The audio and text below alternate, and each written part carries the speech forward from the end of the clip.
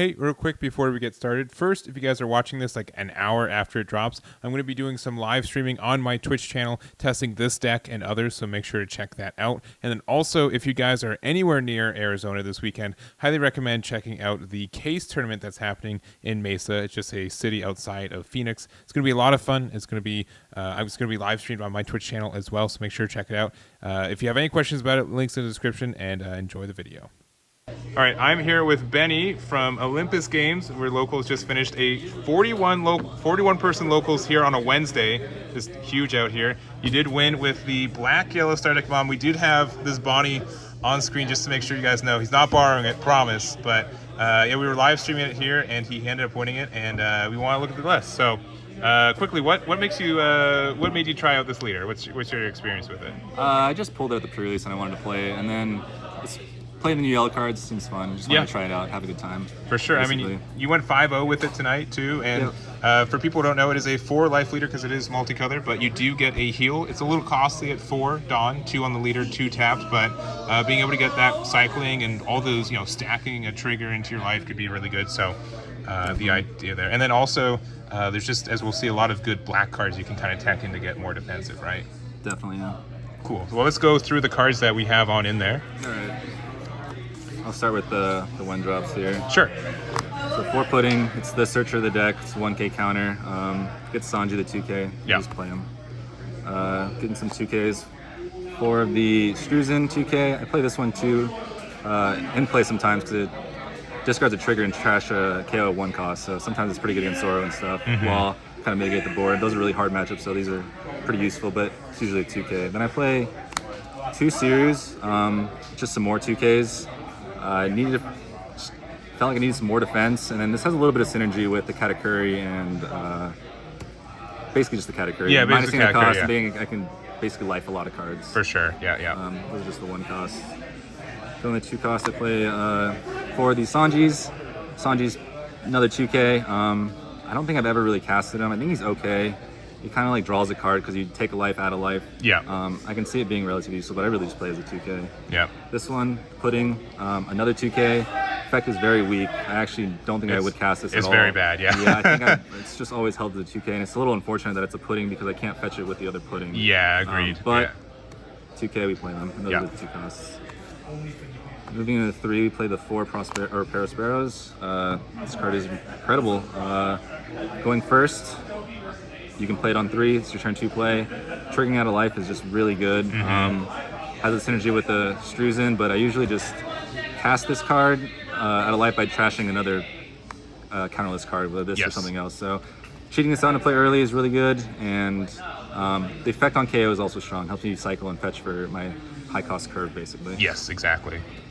We have these 4 blockers here at Fukuro. This card is really good. He is basically untouchable until I want to block with him.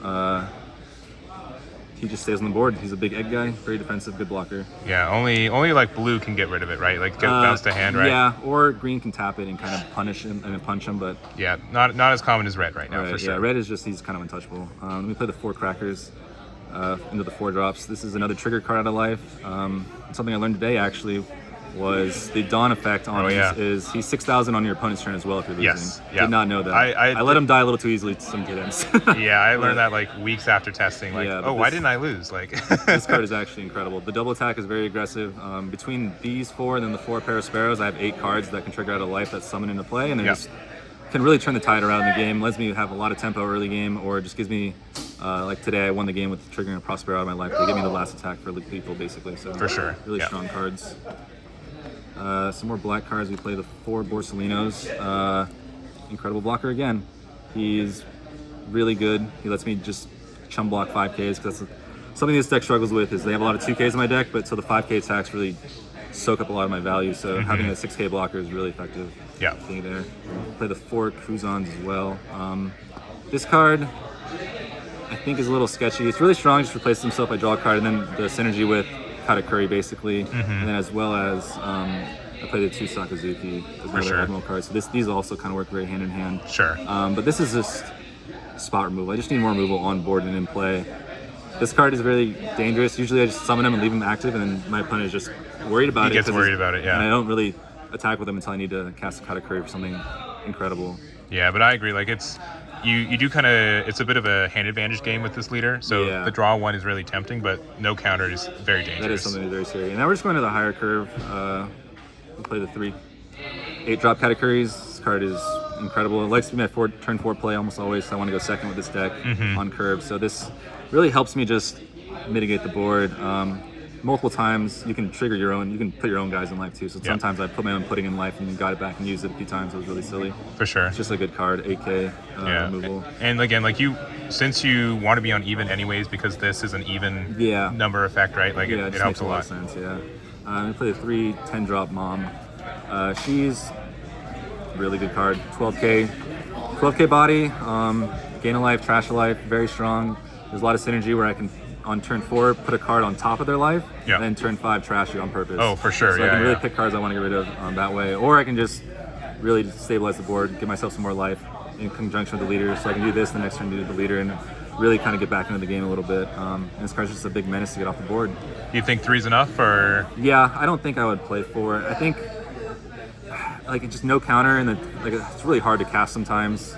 Sometimes I'm like way too low to life for that one life. It just doesn't matter if the board's too big and I just can't afford to cast it. So I'm stuck doing the life with my leader and then trying to mitigate the board pressure, basically. Yeah.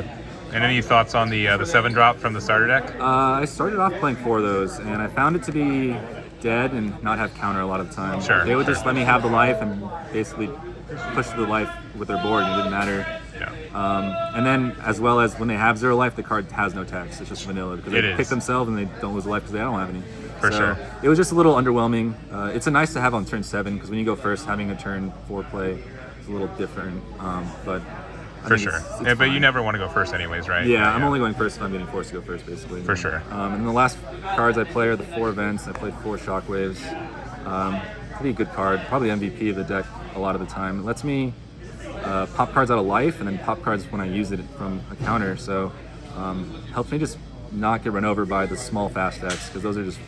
This leader's very good late game, and if I can't get to late game, then I'm really just not doing anything. Because like I said, if I can't feel safe to play the 10-drop, then I'm just kind of getting blown out. So for sure, this really helps me stabilize the board, keep my guys in play, and kind of mitigate their guys, the smaller guys. For sure. And that rounds up to 50, basically.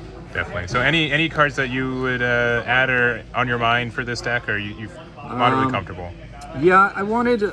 At first I thought maybe it could be like a very control-y like deck, but I think the format's a little too fast for that, so I kind of migrated away from that kind of strategy. Sure. And I think stuff like the 8-drop new Admiral...